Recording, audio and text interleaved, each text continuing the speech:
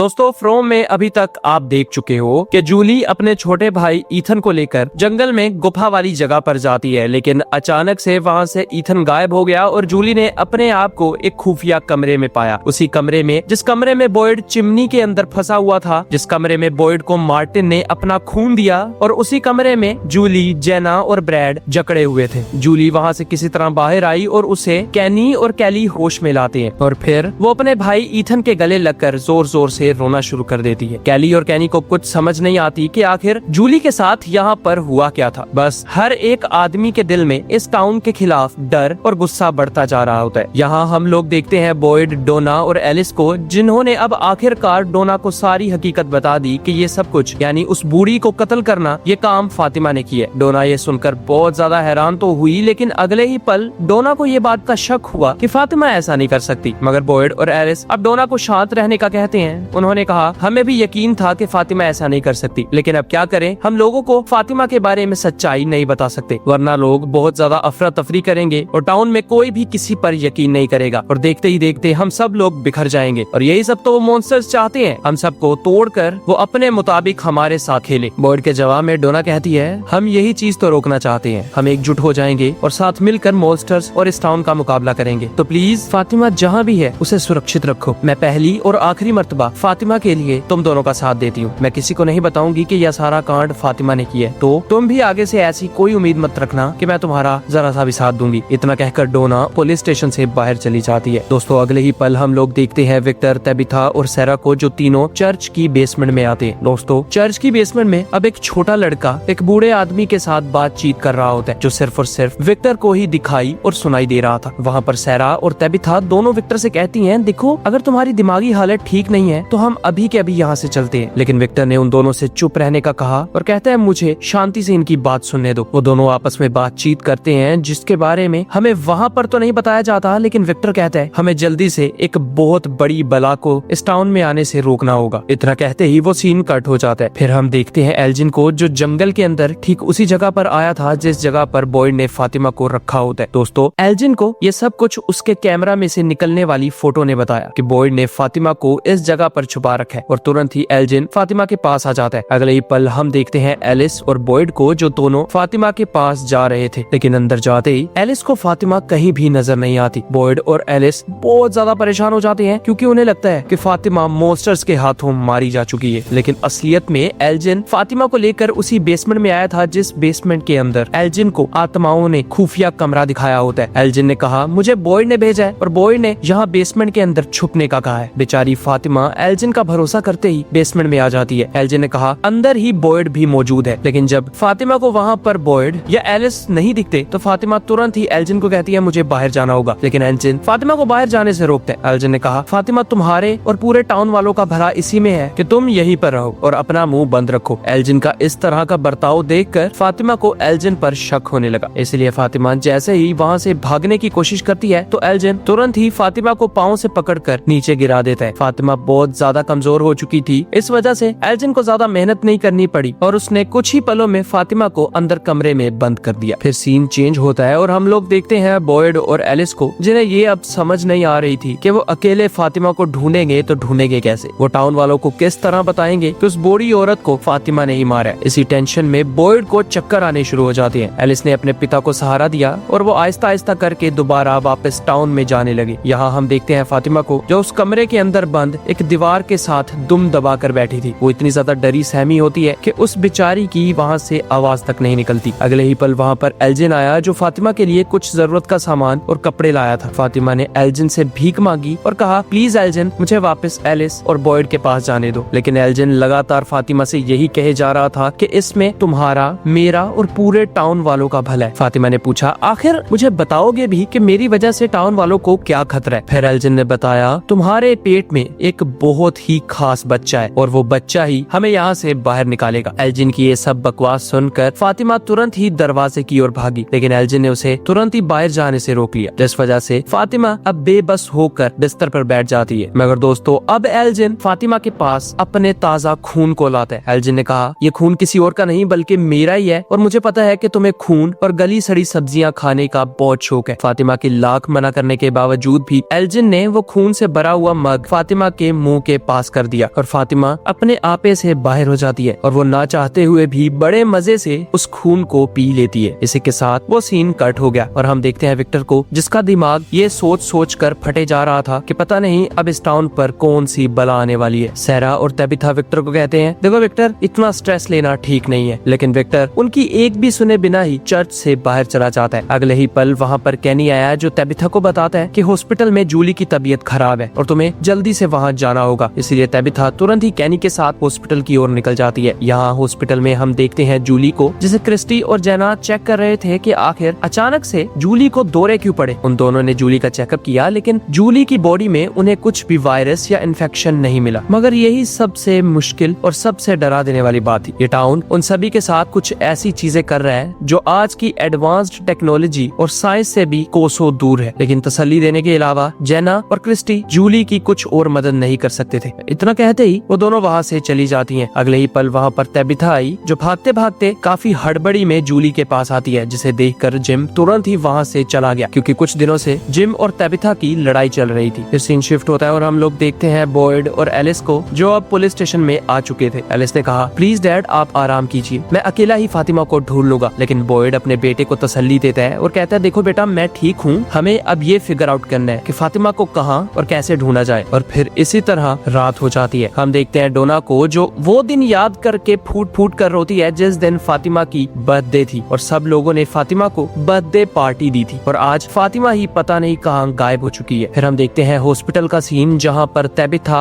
और जिम एक साथ खड़े थे। जिम तबिथा से माफी मांगता है और कहता है, देखो मैं परसों तुम्हें जो कुछ भी बोला उसके लिए मुझे माफ कर दो। दोस्तों, तबिथा जिम से जरा भी गुस्सा नहीं थी। उसने तुरंत ही जिम को माफ किया और वो बस अपने और अपने परिवार की प्रोटेक्शन चाहती थी। फिर सीन चेंज होता है और हम लोग देखते हैं बॉयड और एलिस को, जिन्होंने अब ये फैसला किया था कि वो टाउन वालों को कहेंगे कि फातिमा जेना और क्रिस्टी को अपनी प्रेगनेंसी दिखाने के लिए हॉस्पिटल जा रही थी। रास्ते में ही पता नहीं वो कहाँ गायब हो गई, इसलिए हमें साथ मिलकर उन्हें ढूंढना होगा। उन दोनों की बातचीत चल ही रही थी कि अगले ही पल बॉयड तुरंत ही उठा और खिड़की की ओर चला जाता है। बॉयड ने जैसे ही खिड़की का शेड ओपन किया तो वहाँ पर कोई और नहीं बल्कि मॉन्स्टर्स बॉयड को तंग कर रहे थे। बॉयड इतना ज्यादा गुस्से में होता है कि उसने तुरंत ही मॉन्स्टर को गोली मारने के लिए अपनी गन बाहर निकाल ली, लेकिन मॉन्स्टर उसको लगातार परेशान किए जाता है, जिस वजह से एलिस को वहाँ से उठकर अपने पिता को पीछे लाना पड़ा और फिर बड़ी मुश्किल से वो बॉयड को नीचे लाता है। अगले ही पल हम देखते हैं सारा को, जिसे पता नहीं क्यों अब फिर से अपने सर में वो आत्माओं की आवाजें सुनाई देने लगी हैं। दोस्तों, पहले भी सारा ने उन आत्माओं की वजह से ही ईथन की जान लेने की कोशिश की, लेकिन अपने ही भाई नेथन को मार डाला। उसने कैनी के पिता को मार डाला और तो और ये आत्माएं बहुत खतरनाक थी। लेकिन बाद में उन आत्माओं ने सारा की काफी मदद की और अब भी वो आत्माएं बार बार सारा को परेशान कर रही हैं। लेकिन तभी वो सीन कट हुआ और हम देखते हैं एल्जिन को, जो बेसमेंट के अंदर आ जाता है। वो अभी बेसमेंट में एंटर तो नहीं हुआ था, जिस वजह से फातिमा एक काफी तेज पत्थरी को अपनी स्लीव में छुपा लेती है। एल्जिन जैसे उसके पास आया तो फातिमा ने उसके हाथ पर वार करके वहाँ से भागने की कोशिश की। फातिमा बाहर निकलने की कोशिश करती है, लेकिन एल्जिन तुरंत ही उसे पकड़कर दोबारा अंदर खींच लेता है। यहाँ सुबह होती है और हम लोग देखते हैं एलिस और बॉयड को, जहाँ पर एलिस काफी ज्यादा परेशानी और गुस्से में अपने बाबा को बोलता है, डैड आप यही रहे, मैं हर जगह पे फातिमा को ढूंढने जा रहा हूँ। बॉयड ने एलिस को लाख मना किया, लेकिन तभी वहाँ पर सारा आ जाती है। सारा ने कहा, मुझे पता है कि आप सब फातिमा को ढूंढने की कोशिश कर रहे हो। ये सुनते ही बॉयड और एलिस बहुत परेशान हो जाती है, लेकिन एलिस को तुरंत ही सारा पर गुस्सा आया। उसे लगा शायद सारा ने ही फातिमा को कहीं छुपा रखा है, मगर सारा उन दोनों को बताती है कि मुझे तो कल रात से पहले पता तक नहीं था कि फातिमा गायब है। बॉयड, मुझे दोबारा से उन आत्माओं की आवाजें सुनाई देती हैं। वो आत्माएं कह रही हैं कि फातिमा के साथ कुछ बहुत ही बुरा होने वाला है और फातिमा हम टाउन वालों में से ही किसी एक आदमी के कब्जे में है। ये सुनकर बॉयड और एलिस हक्के बक्के रह गए। दोस्तों, फिर हम देखते हैं कॉलोनी हाउस का सीन, जहाँ पर विक्टर अपने कमरे की हर एक चीज को अपनी खिड़की से बाहर फेंक रहा था। किसी को कुछ नहीं पता होता कि आखिर विक्टर ऐसा क्यों कर रहा है। विक्टर तुरंत ही नीचे आया और एक कुल्हाड़ी लेकर कॉलोनी हाउस को तोड़ने की कोशिश करने लगा। कैनी ने उसे शांत करवा के पूछा, देखो विक्टर, अगर तुम ऐसा करोगे तो तुम सबके लिए खतरा बन जाओगे। बेचारा विक्टर कैनी की बात को समझ तो जाता है, लेकिन अगले ही पल उसने अपने आप को ही थप्पड़ मारने शुरू कर दिए। विक्टर कहता है, कुछ बहुत ही बुरा होने वाला है, मैं दुआ करता हूँ कि उस आफत के साथ मेरी भी जान निकल जाए, ताकि मुझे इस टाउन में और ज्यादा टॉर्चर ना सहना पड़े। मैं सबसे पहले इस टाउन में आया, आप सब में से पुराना हूँ और तो और अब इस मनहूस टाउन में मेरे डैड भी आकर फंस चुके हैं। और इस तरह ही वो सीन भी कट हो जाता है। अगले पल हम देखते हैं बॉयड और डोना को, जहाँ पर बॉयड डोना से कहता है, डोना फातिमा कहीं गायब हो चुकी है। ये सुनते ही डोना और भी ज्यादा परेशान हो गई और उसने कहा चलो अब हमें ज्यादा पैनिक नहीं करना, हमें जल्दी से फातिमा को ढूंढना होगा। इतना कहकर वो तुरंत ही हर एक को बॉयड के कहने पर डाइनर के सामने खड़े करते हैं। जब सब लोग इकट्ठा हो गए तो बॉयड और डोना ने उन सब से कहा हमें आप सबकी मदद चाहिए। कल सुबह से फातिमा गायब है और वो हमें कहीं नहीं मिल रही। वो कॉलोनी हाउस से अपना चेकअप करवाने के लिए हॉस्पिटल की ओर गई थी, लेकिन उसका अब तक कोई भी अता पता ही नहीं है। दोस्तों सब लोग फातिमा के बारे में सुनकर बहुत ज्यादा निराश होते हैं। बॉयड ने कहा प्लीज आप सब लोग हमारी मदद कीजिए। वहीं पर एल्जिन भी खड़ा था, लेकिन उसने अपने आप पर किसी को भी शक नहीं होने दिया और फिर सब लोग बॉयड और डोना की मदद करने को मान गए। सब लोग कुछ आपस में ग्रुप बनाकर फातिमा को ढूंढ रहे थे। यहाँ हम देखते हैं फातिमा को, जिसे अपने पेट में बहुत ज्यादा दर्द होना शुरू हो गया। इतना ज्यादा दर्द कि वो ठीक से चल भी नहीं पा रही थी, इसलिए वो दर्द के मारे नीचे बैठ जाती है। वो जैसे ही नीचे बैठी तो उसका हाथ एक हुक पर लगा। जैसे उसने यहाँ वहाँ की मिट्टी को खेड़ा, तब जाके उसे पता चला कि ये हुक यहाँ पर नीचे जाने का दरवाजा है, जिससे अगर एक बार खोल लिया जाए तो फातिमा इस बेसमेंट से बाहर निकल सकती है। दोस्तों यहाँ हम देखते हैं डोना और कैली को, जो फातिमा को ढूंढने के लिए जंगल में आए थे, लेकिन उन दोनों की आपस में बहस हो जाती है, क्योंकि डोना तो पहले से ही बहुत दुखी थी कि कॉलोनी हाउस और टाउन के लोग आहिस्ता आहिस्ता करके मारे जा रहे हैं और सबके दिल में बहुत ज्यादा